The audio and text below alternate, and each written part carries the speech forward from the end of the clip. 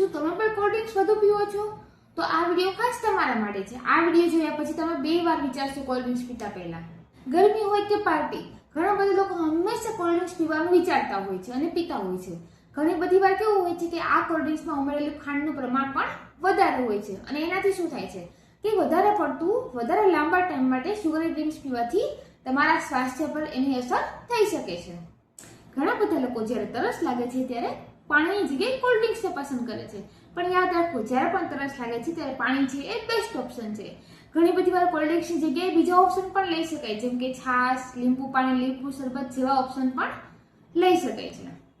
Next time જ્યારે પણ તમે કોલ્ડ ડ્રિંક્સ પીવા જાઓ ત્યારે તમારી જાતને એક ક્વેશ્ચન પૂછશો કે ખરેખર તમને તરસ લાગે છે કે એક માત્ર ટેવ છે? ચલો હવે તમે પણ કમેન્ટમાં લખો કે તમે પાણી વધુ પીવો છો કે કોલ્ડ ડ્રિંક્સ. જો મારા વિડીયો ગમ્યો હોય તો લાઈક, શેર અને સબસ્ક્રાઇબ જરૂર કરજો. Thank you.